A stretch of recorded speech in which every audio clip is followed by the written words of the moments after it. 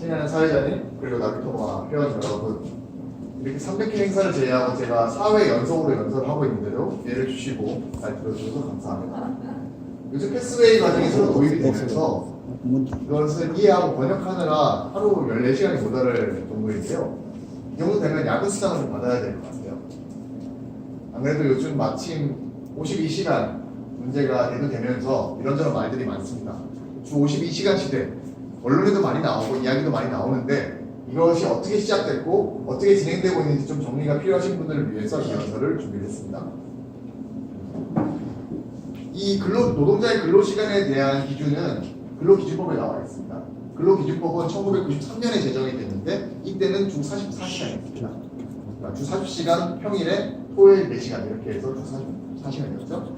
이것이 10년이 지나고 2003년에 개정이 되면서 지금의 주 5일 40시간으로 개정이 됐습니다. 그리고 이 법에는 탄력적 근로시간제라는 조항이 또 포함되어 있어서 여기에는 노사가 합의할 경우에는 연장 근로 12시간을 포함하여 최대 주 52시간까지 근무할 수 있다라고 명시가 되어 있습니다. 그래서 그때 지정이 되고 지금까지 쭉 이어져 왔는데요. 그러면 주 52시간 시대가 시작된 게 15년 전부터인데 왜 지금 와서 다시 주 52시간을 하냐 마냐라는 이야기가 나오는 걸까요? 그것은 고용노동부에서 근로기준법에 대한 행정 해석을 내릴 때 여기서부터 문제가 발생했습니다. 사실 근로기준법에는 일주일이 며칠이라는 문구가 명시되어 있지 않아요. 그래서 일주일은 40시간이나 52시간에 대한 이 일주일을 고용노동부에서 평일 5일로 해석을 한 겁니다. 그래서 52시간은 평일 5일에 해당되고 토요일 8시간, 일요일 8시간에서 총 68시간이 된 겁니다. 또한 그렇게 적용을 해왔고요. 고용노동부에서 왜 이렇게 해석을 했을까요? 그 이유는 근로기준법 내에 연장 근로와 휴일 근로라는 명칭이 구분되어 있는데 그러면 휴일 근로는 휴일에 해당되는 거니까 연장 근로 12시간은 평일에 해당된다고 해석을 한 거죠. 그래서 그렇게 적용을 해왔고 이 행정 해석이 내려진 게 2000년이니까 사실은 2003년에 근로기준법 개정 이전부터 일주일을 5일로 해석해 온 것입니다. 그렇게 15년이 지났습니다. 작년에 새 정부가 들어서고 대선 공약에 따라서 국회에다가 근로기준법 개정을 요구했습니다. 근로기준법이 개정되지 않으면 고용노동부의 행정 해석을 폐기해서라도 주 52시간을 되돌리겠다. 그래서 결국 올해 2월에 국회에서 근로기준법 개정안이 통과를 했습니다. 그 개정안의 핵심은 사실 단 한 줄입니다. 일주는 휴일을 포함하여 7일을 말한다. 이 한 줄이 들어가기 위해서 우리는 15년을 기다려왔습니다. 주 52시간 시대로 300일 이상 사업장은 당장 다음 달부터 시행이 되고요. 300일 미만 사업장은 2020년부터, 50일 미만 사업장은 2021년 7월부터 시행이 됩니다. 그리고 항상 논란이 되어 왔지만 5인 미만 사업장에는 아예 적용이 되지 않습니다. 이게 지금 명확한 기준이 없기 때문에 주요 기업들은 주요 대기업에서 어떻게 시행될 것인지에 초점이 맞춰져 있습니다. 삼성전자는 사무직과 그리고 연구개발직에는 월 평균으로 그리고 생산직은 3개월 평균으로 주 52시간을 지금 적용을 해서 시범 적용하고 있고요. SK하이닉스, 현대자동차, LG 등의 주요 대기업들도 삼성전자와 비슷한 식으로 지금 시범 운행을 하고 있습니다.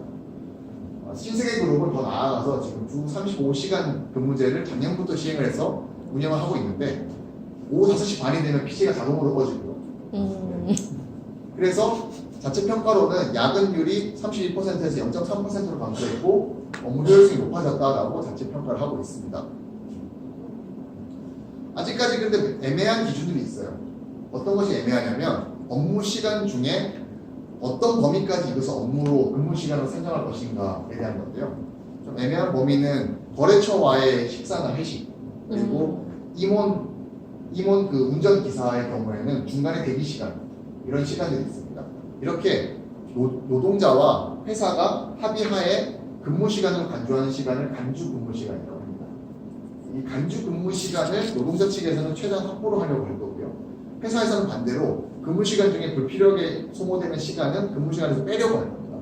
그런 시간이 대표적으로는 커피를 마신다거나 아니 담배를 피는 시간이 되겠죠. 삼성전자는 이런 시간들을 본인의 업무 시간 중에 자발적으로 입력해서 빼도록 하고요. 네.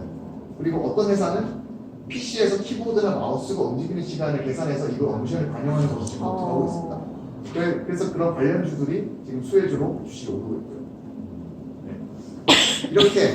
그렇게 되면 노동자 측에서 반발을 하겠죠. 이런 애매한 기준 때문에 지금 모사 갈등이 극대화된 조짐이 있지만 아직 고용노동부에서는 명확한 지침이 나오지 않고 있습니다. 다음 주에 아까 지식님 말씀하신 대로 다음 주에 이제 매뉴얼이 나온다고 해서 1만 5천 부가 배부될 예정이거든요. 그게 나오면 좀 지켜봐야 될 것 같습니다. 네. 주 52시간씩 당장 3주 앞으로 다가왔습니다. 기대되시나요? 네. 걱정되시나요? 아니요. 네. 네. 우리가 노동시간 하면 항상 좀 자주 나오는 통계 자료가 있죠. 2017년 경제개발협력기구 OECD의 고용 전망 보고서에 따르면 우리나라의 한 노동자 한 명당 1인당 연간 노동시간은 2069시간으로 멕시코 코스타리카에서 3위입니다.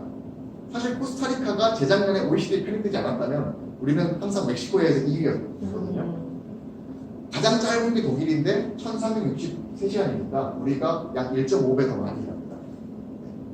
그런데 우리의 2069시간을 사실 1년 52주로 환산하면 주 39.8, 즉 주 40시간입니다. 그러니까 우리는 주 40시간으로 계산한다 쳐도 세계 최고 수준입니다. 네. 지금 유럽에서는 주 4일 32시간 제도를 도입을 지금 이야기하고 있습니다. 여기서 이야기하는 주 4일이라는 건 꼭 월화수목을 의미하는 것이 아닙니다. 간호사나 미용사 같은 경우에는 일주일 중에 배정된 4일을 근무를 하는 것이고요.